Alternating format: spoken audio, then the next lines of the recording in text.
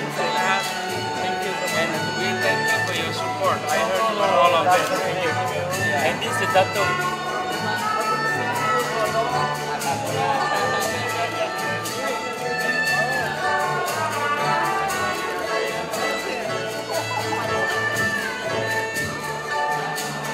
Dato' We must thank the senior minister in Malacca and Dato' Malik in delivering his remarks. Please give an applause for Mr. Rasyid Baswedan.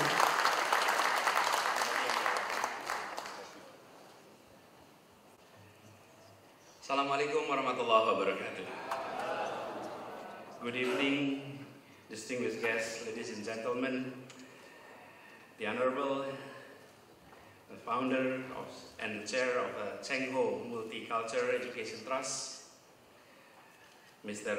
Tan Sri Lee Kim Yoon, the Honorable Special Envoy of the President of the Republic of Indonesia for Interfaith and Intercivilization Dialogue and Cooperations, Professor Dr. Muhammad Din Samsudin, the Honorable and all participants of the 7th World Peace Forum from 43 countries and the officials of the Jakarta government. Allow me, first of all, to welcome you to the City Hall of Jakarta. It is indeed a great honor for me to host this closing dinner. I told Pak Din that a few years ago I had the privilege to participate in this forum. A few years back when I was still University President. And in fact, I'm so happy to meet a few friends who are here, Pak Bob, Pak Mike, Pak Nakamura, Pak Nakamura was there. And it's great that now we're able to meet again. But when Pak Din called me a few days ago, last week, about this event, when Pak Din called and asked that simple questions, Mas Anies, can you host a dinner, a farewell dinner for the dialogue? For me, that was not a question. That was an instruction. Because I look at Pak Din as my senior, as my mentor. I was still a university student when he was the leader of Pemuda Muhammadiyah back then. And I was the chairman of Student Senate in Gajah Mada University. And then he was still the chairman of Pemuda Muhammadiyah back then. So we knew each other more than 25 years by now. Time has gone quite fast. And now we're so happy that the meeting is taking place again in Jakarta. And I had the privilege to host this closing dinner. Dear friends, participants of this important conference, when we had that conversations, Pak Din invited me to share some thought as a closing for this conference. I wish I had the time, opportunity to actually participate during this conference. But unfortunately, the conference took place just about the Asian Games. And we're the host of Asian Games.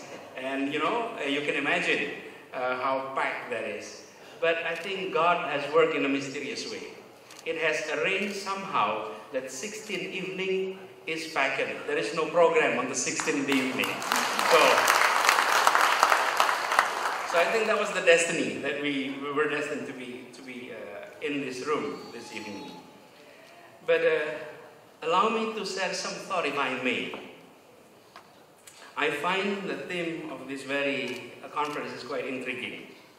Along with the broad visions of one humanity, one destiny, and one responsibility. The topics of this event, which is the middle path of the world civilizations, that Pak Tan Sri Lee mentioned also earlier, is indeed an important topic. But allow me to also share some thought on this. Let me begin by sharing a finding that was made about 2 years ago. Legal Group, 2 years ago, pronounced that they have picked up and recorded the sound of two colliding black holes. This was in 2015, 2016. This important discovery is the very first direct evidence of the gravitational waves that emerge as a ripple in the fabric of space and time, as it has been predicted about a century ago by Albert Einstein, and thus it sort of strengthened his standing as a genius of his era. Albert Einstein predicted this exactly 100 years ago, 1915. This proof was found in 2015. The gliding sound was recorded from two black holes that were 1.3 billion light years from Earth. Let's ponder this number for a moment. 1.3 billion light years. Can we comprehend that? It is the greatest scientific discovery of that year, and it has also reminded us about our place in the realm of space and time. Our Earth is nothing but a mere dot. It's a grain of sand in the vastness of an infinite desert. Homo sapiens, the modern human, is simply a newcomer in that one piece of sand. If Earth is 24 hours old, then we, the human, were here only less than 1 minute. That's how small we are in the realm of time and space. And yet, during our brief presence in this earth, we are one note here, we are the only known species that have attained realizations of their own positions within the universe. And those, on the other hand, this shows how significant human presence in this universe. For such a young species, we have brought major changes to our Earth. And our presence, this is a question, is it been a beneficent to others, or in contrary, it's been disastrous to other species? And not only to other species, we have often been a disturbance for other human beings. And it is true, our standard of living have improved significantly. We know that life expectancy is longer today, various deadly diseases were eradicated, wealth discrepancy between nations have narrowed down, but wealth discrepancy within nations has widened. But we are increasingly seeing that conflicts between humans, be it sectarian conflicts, be it political conflicts and others, were rampant. And we need to do something about it. And therefore, allow me, in this opportunity, in the capital city of Indonesia, the place in which we are gathering today, this evening, is the center in which the idea of unity was founded. Indonesia is a nation of more than 700 spoken languages, of more than 400 ethnic groups. In this city, and it's about 2 kilometers away from where we are today, that was the first gathering in 1928 that had decided that we are going to form one nation, and we agreed upon 3 things: one country, one motherland, and one language. We'll talk about it later on.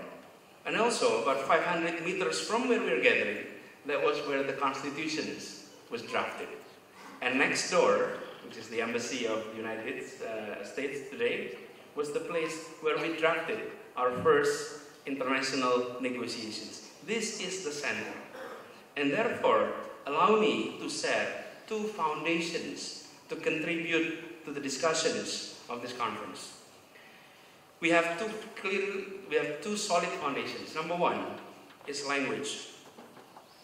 Indonesians have decided to adopt one common language. It may look simple today, but imagine in a country of 700 spoken languages, agreed to speak one common languages, and the common language that was decided was not the language of the majority. It was the language of the minority, adopted as the uniting language of everyone in this archipelago. That was a courageous breakthrough. I cannot imagine how would a representative from the Javanese ethnic coming into this conference and agreed to adopt a language of not theirs, in which in terms of number they're the highest, and agreed to adopt the language of Melayu at that time. And then I imagine if they come back to their hometown and people are asking simple questions, why did you vote it? Why did you agree to others' languages instead of ours? It was very courageous. And with that, we're grateful today that even though we are often experiencing trouble, differences, conflicts, we can sit on the same table, speak in the same language, and we need no interpreter to solve our conflicts and differences. That was clearly a breakthrough. And the other foundations is the idea of equality for everyone. When we had our independence, 1945, we had about 128 local sultanates, kingdoms across this archipelago. What's interesting is the founders were highly educated, coming from the aristocratic class of our society, and yet the nations that were the republic that they founded clearly sent a message that this is no country for the privileged. This is for everyone. Everyone could become anyone. So today we are seeing a clear example is our president, Bapak Jokowi. Bapak Jokowi is not coming in from a family of privilege of aristocratic class, not at all. But he was able to reach where he is today because the system itself sent a message that everyone had equal opportunity in this land, even though the founders were coming from the aristocratic class. This is quite unique. And we are so grateful that our democracy, what we are experiencing today, had these two solid foundations. Language as the uniting factors, equality on the other hand. So when we are practicing democracy today, it didn't start in 1998 when we had our reform. It started about 100 years ago when all of these foundations were all created. Therefore, the other message is this is a long-term project. This is a long-term endeavor. And everyone who are here gathering this evening, we are embarking on a journey that is long-term. Your engagement in this very effort is no short-term engagement. This is a long-term engagement. However, one day, our children and the children of our children will remember this kind of meetings, and they would be saying, we are so grateful to inherit this thinking about the middle path that we are now discussing this evening. So allow me to also set the other aspect that is perhaps important for our discussions. Indonesia was also created from ideas. Indonesia was not created through bloodline, it's through ideas and through educations, through participations in various different organizations and education institutions. And it is an idea that we all believe in. This is another aspect that is also critical, that whenever we believe in our approach of middle path, then the challenge is how can we communicate all of this in the language that is understood by today's generations. what was genius learning from our lessons, what was genius from our founders, they were able to think in a very complex way, but translate that into a language of communications that is simple and easily understood by everyone. So the spirit of nationalisms that grew, the spirit of uniting everyone, were spread through messages that were simple. Today, we're seeing new generations that often rely on cell phone. These tools has been proven to be effective in combating fear. We know many parts of the world had authoritarian regimes, and authoritarian regimes have one pillar: fear. Without fear, any authoritarian regime will fall apart. Without fear. In a democracy, in a modern open society, the pillar is trust. Without trust, democracy, market system will never function. So these are two approaches. We know these tools was effective in fighting against fear. The challenge for us in the effort of this middle path guidance is how can we translate this idea into an approach that can reach our youth and create trust within our society. That is some of our challenge today. We are also experiencing here in Jakarta. And we do hope that from this conference, we're able to engage more and more young people. Because at the end, it is the next generations that will continue this long-term endeavor. This is indeed a long-term journey. And we need to have more and more new generations to engage, to participate in this conference. Again, allow me at the end to express my appreciations for coming to Jakarta, for attending this conference. And even though this is the end, it is the end of your visit, I do hope you spend some time in the next few days to enjoy Jakarta, outside the indoor conference that you experienced the past few days. We have quite a few places that you can visit, and we do hope the visit is a visit that you will always remember. And inshallah, one day when Pak Din is organizing the 8th conference, we would love, not only at the end, we would love to welcome you at the beginning. Thank you. Assalamualaikum warahmatullahi wabarakatuh.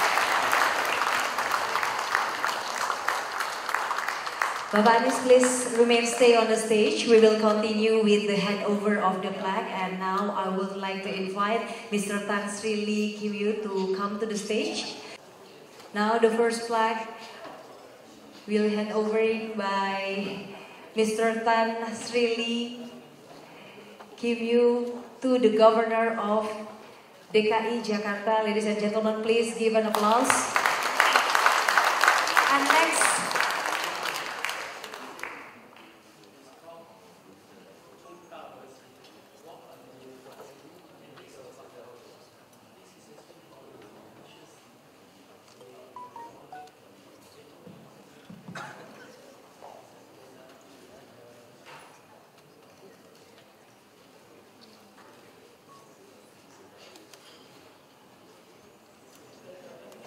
okay, next, Mr. Governor will also hand over the flag from the government of DKI Jakarta Province to Mr. Tan Sri Lee. Once again, ladies and gentlemen, please give an applause.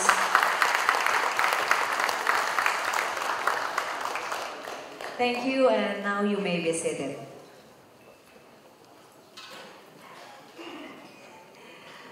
Ladies and gentlemen, now we will be very happy to